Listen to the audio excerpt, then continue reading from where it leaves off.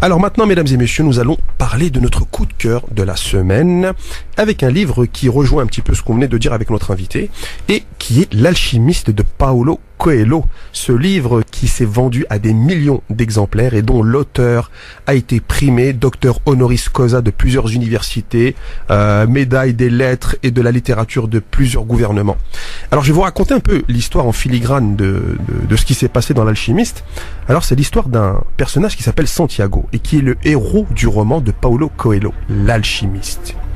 L'histoire de ce conte philosophique est celle d'un jeune berger andalou qui va voyager jusqu'aux pyramides d'Égypte en passant par Tanger au Maroc et le désert du Sahara. Ce voyage révélera sa légende personnelle. C'est sur un fond de superposition entre frontières géographiques et espace intérieur de sa personne. Il s'agit de ce qu'on appelle un voyage initiatique qui fait jaillir aux yeux du personnage le véritable sens de la vie. Santiago, à la base, devait être prêtre et étudier la théologie, l'espagnol et le latin, car c'est ce que ses parents voulaient qu'il fasse. Il voulait leur faire plaisir. Mais, lorsqu'il a eu 16 ans, il a pris une décision qui était difficile, c'est de faire son propre choix. Alors il choisit d'être berger. Et il nous dit, on a voulu faire de moi un prêtre et j'ai décidé d'être berger. Cette nouvelle vie commence bien et lui plaît beaucoup. Il part donc seul dans la nature. Il assouvit sa passion de la lecture et de rêves d'horizons lointains et gagnait sa vie grâce à la vente de laine de mouton. Une nuit, il fit un rêve qui le troubla. Il fit le même rêve 2 nuits de suite pendant qu'il gardait son troupeau. Que vit-il dans ce rêve ? Eh bien, il se voyait au pied des pyramides en Égypte, découvrant un trésor. Et à partir de ce rêve, cela devint le but de sa vie, le but de son parcours initiatique. Ainsi, il abandonne sa vie confortable et la sécurité que lui procure son travail pour partir à la quête de sa légende personnelle. Pourquoi a-t-il fait cela ?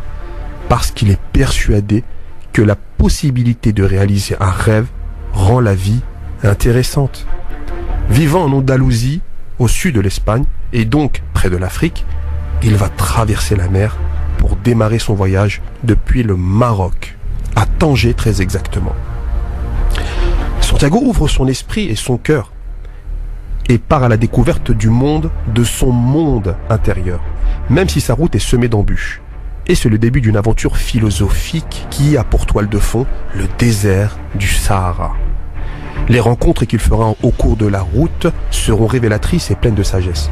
D'abord, celle d'une gitane qui lui apprendra à interpréter ses rêves. Et puis, il y a le roi de Salem qui a l'air de bien connaître Santiago alors qu'il ne l'a jamais vu et il le poussera à aller jusqu'à son trésor. Ensuite, il y a ce marchand de cristaux qui le fera travailler avec lui et grâce à quoi il aura assez d'argent pour se rendre en Égypte. Et puis sur sa route, il rencontre un Anglais. Et puis surtout, il rencontre Fatima, la belle Fatima, dont il tombe amoureux, mais elle le laissera finalement partir pour accomplir son rêve. Il rencontre des voleurs, des guerriers, des moines et encore un autre guide. Mais la rencontre finale, c'est celle de l'alchimiste, le fameux personnage tant attendu et qui lui apprend à lire le destin et à interpréter les divers éléments et les moments de sa vie. C'est en apprenant à se poser des questions que Santiago découvre alors l'homme qu'il est vraiment. Finalement, c'est en se connaissant soi-même que l'on peut trouver la raison de notre existence.